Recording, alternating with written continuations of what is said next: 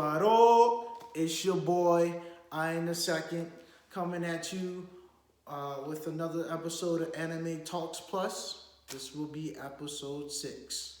Alright, today, as you can see, I got the notebook back out. Yeah, it's one of those episodes. I'm going to be doing a review on Overlord. Because I just watched all 3 seasons. So, yeah, I also got another anime coming up that I'm going to do a review on called Erased. And then after that, I got one that I'm going to start watching called... what was it called? Never mind. Just know I got some stuff in store in terms of this weekend, because I'm going to be working this weekend and it's going to be really hard for me to do videos. So if you see me in the same shit for like 3 videos straight, just know I did it all in one day. Yeah, it may not be this shirt, but it'll probably be another one. Alright, anyways, on to the review. Well, actually, before I get to review, I do want to say something. I'm starting to realize that I may be giving too much information, because I want to give you guys a review without giving you all the details. Like, I feel like I'm giving you guys like too much, because if you haven't watched it, I want you to be able to be like, oh, this sounds like a good anime, I'm gonna go watch it. But at the same time, for those who have watched it and is looking for a review to see if my opinion is different from theirs, I also want to satisfy them. So I think I'm going to try something different maybe. It probably will fail because I like to talk a lot, as you can see. Yeah, I mean, that's the goal, but most likely I'll probably give you everything that I can. Yeah, I don't think I'm going to change that. So, yeah. Alright, so let's start with the fact that the guy Satori, there you go, Suzuki Satori is the, how do I want to start this? Fuck. Let me go back, because I can't just say the guy's name and expect you guys to know if you haven't watched it. So there's this game, I can't pronounce it for the life of me, where it's kind of like SAO. You can actually dive into the game and it actually makes you feel like you're in the game. So this guy, the guy I previously mentioned, Suzuki Satori, is one of those divers who, you know, go into the game and everything else. He has this character by the name of Momonga, which he is the, you know, overlord of his domain. And he has other leaders with him in his guild, but because of the game servers is shutting off, everyone else left the game. And he stayed until the servers cut off, thinking that once the servers cut off, he would simply be logged off the game. That did not happen though, because his ass got caught in a genjutsu. Yeah, he thought he was gonna be logged out. JK, yeah, fucking, not only did he get trapped in the game, but the game took a life of its own damn near. Like, it became a world of its own. It was no longer a game, even though the items and the shit in this world resembled the game, but that was about it. It was no longer a game, you know. And mind you, this was a game that he actually created with his friends. But he did not want to leave it because he put so much of his life into it. You know, he felt like he would stay until the very last moment. And guess what? Now he's stuck in that hole. Yeah, So he has about 10 floor generals. You know, I'm not going to name them, even though I got the list of names. I'm not going to do it. If you're going to watch it, you can find out the names for yourself. All right. So he has 10 floor generals, and they all serve him loyally, and they all serve a purpose. Now, I will say that I'm going to fast forward a little bit, and then I'm going to come back. One of them did betray him, but it wasn't on purpose. So what had happened was one of his servants, I'm going to say her name just because, for the purpose of this, Shaltier Blood Fallen. So she was fighting some group, and in that group they had something called a world-class item. And because of that, she was now under like their mind control or something like that. But they didn't give her no particular order, so whoever tried to attack her, she just wound up attacking. So Lord Ains, which is his name now because he changed it from Lord Momonga to Lord Ains, went there to assess the situation. He retreated for a while because he thought he could just break the spell, and found out it was a world-class item. Came back, fought her, beat her, actually killed her, and then used resurrection on her. Yeah, because this man is a goddamn god in this world. So you can damn near do any and everything, bro. Yeah, it'd be like that. So let me go back a little bit. So when he first, actually not a little bit, let me go damn near almost all the way back. So when he first gets there, he's trying to figure out what he can and can't do. He's trying to kind of fill everything out. And then he goes outside of his domain. The domain is called the Great Tomb of Nazareth. So we're going to call it the Great Tomb. So he steps out of the Great Tomb, right? And then he goes outside, looks at the stars, and it's like, bro, I might have some fun taking over this world, bro. Low key. Yeah, man, I think I have some fun doing that. So he decides to take over the world, and his plan, is long, of course. I mean, when you have the plan of world domination, of course it's going to take a long time. But if you're the overlord like he is, it don't take as long as it normally would for like a normal person to do it, if it was even possible for a normal person, right?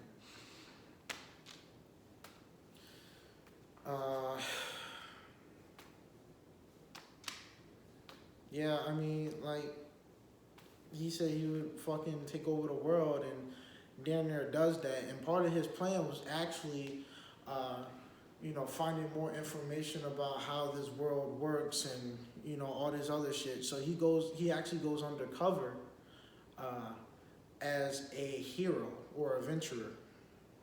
He went by the name of Demon, and then, eventually he got his name known and shit for how strong he was. And they called him, like, what was it, the fucking black, it was something, man. It was like some name. I don't have it written down, but it was like Dark Hero or something like that.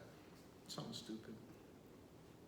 But yeah, as he's ranking up as an adventurer, he's also making plans to just simply take over the world as Lord Ains, bro. And I'm over here like, what's the point? He's like, oh, I don't want to rule the world in fear. But at the same time, that's practically what you're doing already. It's like almost unavoidable, bro. Like you're a skeleton. You're a powerful ass skeleton,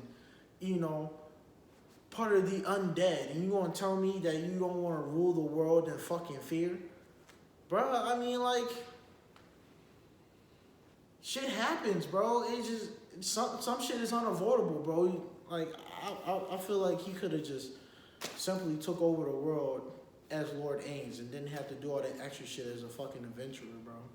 But he did what he wanted to do, man. Fucking got that, went undercover, got that intel and shit, making a name for himself on both sides of the pond. He even got it set up where, like, the adventurer he's portraying himself as and himself, Lord Ains, are actually are able to be seen together and like, I don't know how else to explain it. It's like he's the adventurer, but he's able to make it look like they're both separate people, even though they're not. And that's crazy as fuck to me. Like, man, what the fuck, bro? Like, what is the point of all this? I feel like he's just doing too much. But I will say that he saved this village called Karn Village, I think it's called, if I'm not mistaken. Yeah, it's called Karn Village. He saved this girl named Eddie Emont.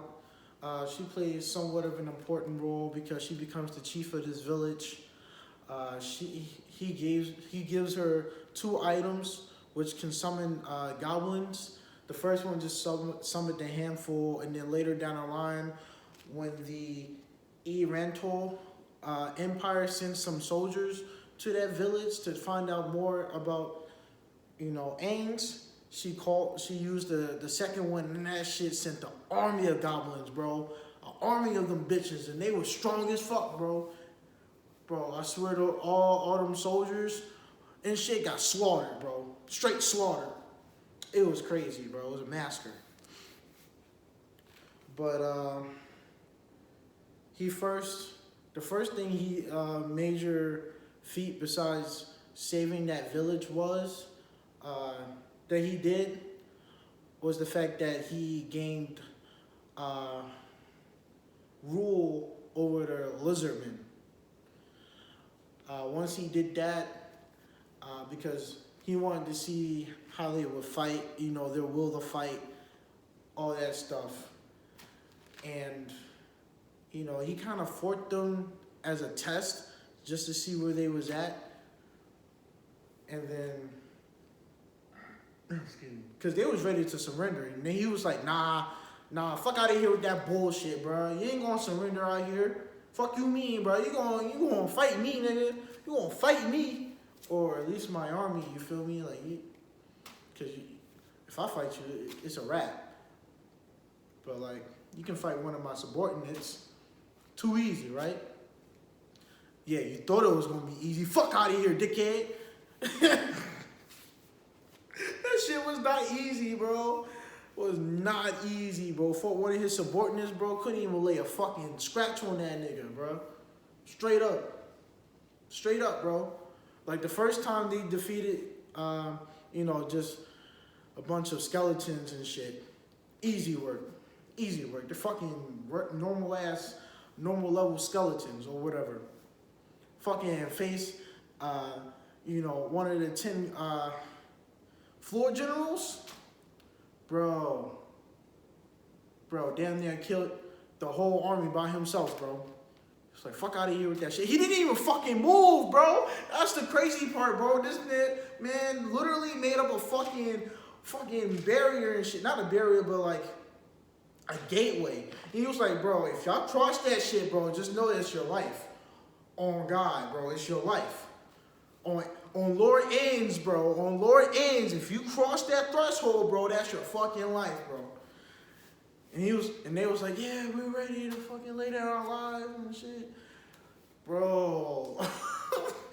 He died so quickly, man. It's crazy. And then he resurrects one of them who showed a lot of heart and a lot of fight. But yeah, his real goal was to kind of just test to see where they was at in terms of strength and in terms of will and all that. So let's go on to another event that happened. So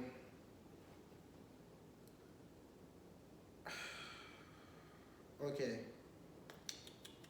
I'm trying to find it.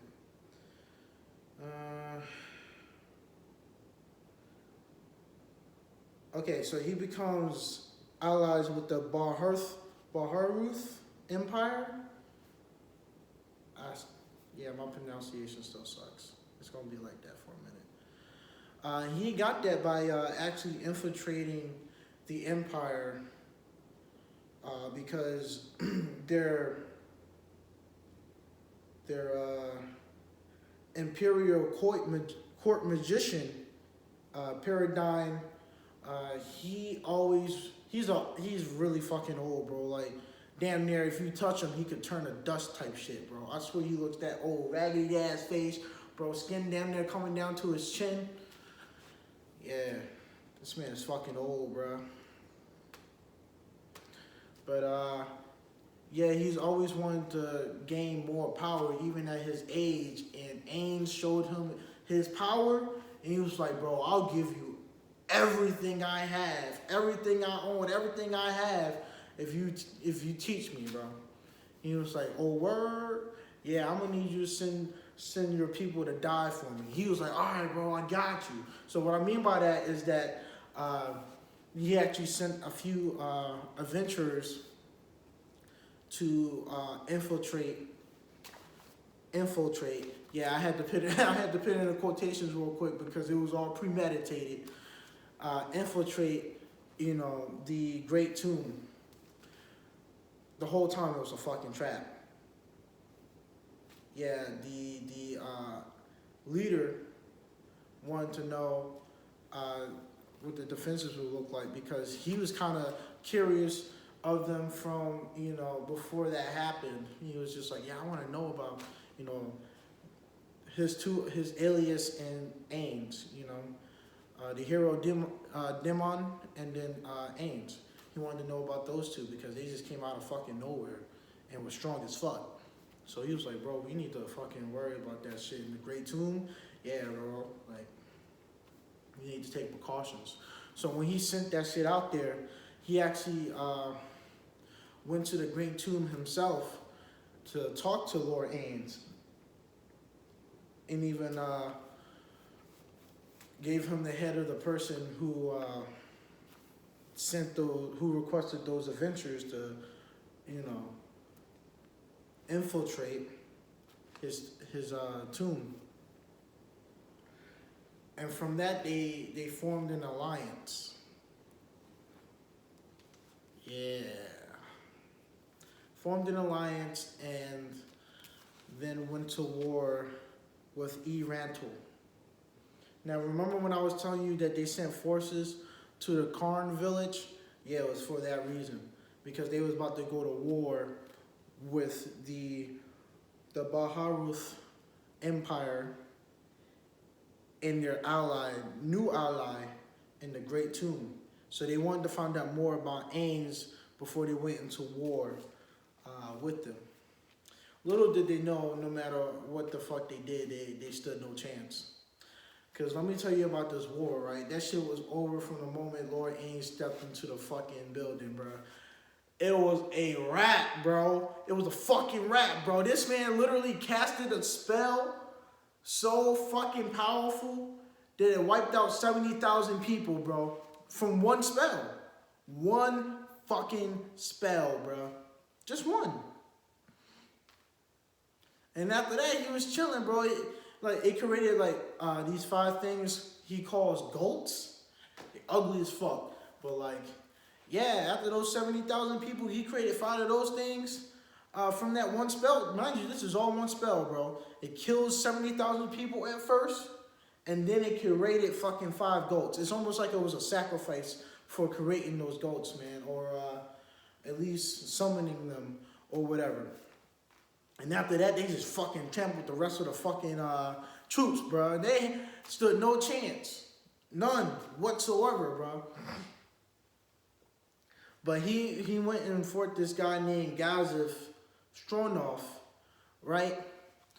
And he was someone who was in the Karn village when they was being attacked by, another set of troops or whatever, because they came in fucking and was killing all the villagers and shit.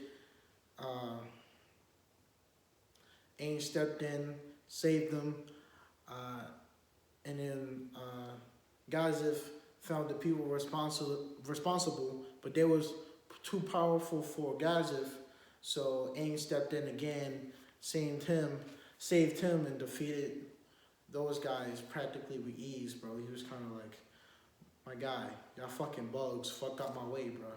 I'm gonna show you the power of a true guy, bro. Fuck out of here.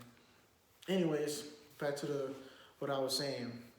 So now he's, face to face with Gazif, someone who he saved, someone who he doesn't dislike.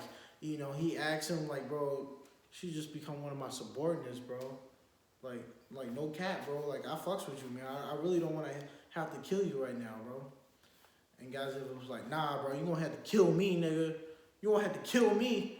I ain't about that life, bro. I ain't no bitch. You gonna have to kill me, nigga. Damn near, right? So Lord Aang was like, damn. All right, I can just resurrect you, right? I'm gonna make sure your body's intact, and I'm gonna resurrect you. And not Lord Aang, Gazif was like, nah, nigga, I don't want to hear none of that shit, bro. Don't resurrect me. No, I don't want to hear none of that shit, bro. You gonna have to, bro. Nah, fight me, nigga. Fight me. If I die, I die, nigga. Today's the day. Nigga. Yeah. So, he faced Lord Aang, and that shit lasted 2 seconds. Damn near instant death, bro. When I tell you that shit was instant fucking death, bro. On God. That shit was quick as fuck, bro. Literally, as soon as, it was 2 people who was watching about, and they rung this, like, little bell. Instantly, bro, he froze time. Bro. Walked up to Gazif, he was like, bro, I'm really sorry I had to do this to you, man. Damn. I liked you, so I'm gonna go all out. Hitting with that fucking true death. Bro, this man was dead on the spot, bro. He unfroze time. And, bro, he had that sword in the upright position, bro. Like he was about to swing. And just fell straight to the fucking floor, bro. But, Aang caught him and laid him down. Because he was like, bro, you my mans. I ain't, I'm sorry I had to do this to you. But still, it was like, bro, that shit lasted 2 seconds, bro. 2 fucking seconds, bro. Can't nobody fuck with this man. Except for himself, apparently. Shit. The fucking hero adventurer and shit. Bro, when I tell you, like, I was going wild. When I saw that shit, bro, when I saw he froze time, bro, I was like, yo, on God, bro. I was hyped, bro. I got out of my fucking chair. I was like, bro, what the fuck? This man literally froze time and shit. Yeah.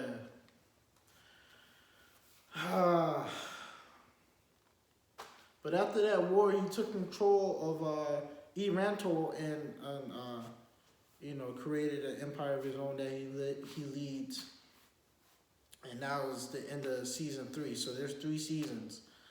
I kind of just skimmed through it. I was thinking about actually going like season by season by season. But I think that would have took too long, and I really don't want to give you guys everything. I really want you to watch it if you haven't watched it. It's a good fucking show. I mean, the Overlord, by its name, is overpowerful. But I tell you what, though, it's entertaining and it's funny as fuck. There's 2 of his floor generals that are damn near in love with him. And every time he shows emotion, it's this thing that happens that calms him down. So, it's almost like he has his personality as a human still. He still thinks like that, and yet if he goes too far out of the realm of the personality of the demon lord, not the demon lord, of the overlord, it kind of like corrects it. It's crazy. It's only something you would know if you watch it. And this man is smart as fuck.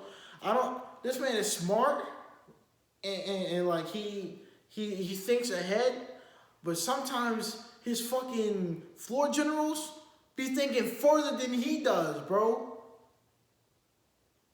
Like, yo, he may be thinking at a certain point. It's like, yeah, whatever. Yeah. Thinks at one point, and then his floor general was like, "Ha, that's only part one of his plans." And he's like, "Bro, what? What are you talking about?" Well, like, and then he plays it off. He was like, "Yeah, how did you?" He acts surprised, like, "Wow, how did you know? That was only part one of my plans. Good on you for thinking that far. Actually, could you explain to them, what the rest of my plans are?" Like, yo, like he really does that, bro. Because like they be thinking so far ahead, and he's just like, "Bro, I wasn't even thinking that far." But yeah, I mean, like, I was totally thinking that. Like he takes the credit, bro. Yeah, because like his floor generals think of him as this fucking almighty being. I mean, technically he has the power of an almighty being, but he doesn't think completely like an almighty being. Like, yeah, he thinks like it sometimes, but not all the time. Because sometimes he'll get to a certain point and it's like, all right, this is far enough. And his fucking floor generals was like, nah, bro, this is his real plans. And he's just like, bro, what? I wasn't even thinking that far or like that deep into the situation. I kind of just was kind of seeing like how this fucking was going to play out. I wasn't even really, anticipating anything. Like, for example, one of his floor generals during the Karn village battle, when they sent troops in to try to fucking gain information, then was like, oh, we're just gonna, burn the whole village. And she used that item that Ainge gave her in the very beginning, and summoned like this whole army of goblins. His floor general was like, "Hey, Lord Ainge, you're amazing.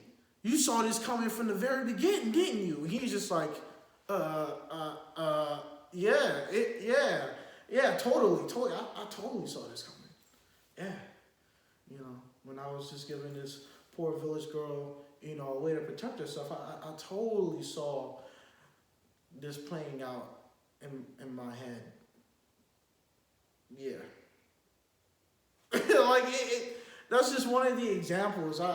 There's other examples, but that's just one of them. And it's crazy. It's a really good anime. If you have not watched it, I suggest you do. It's good and it's funny and it'll keep you on your toes, I feel like. But I mean, you may not be into that type of anime either. So I mean, like, to each his own.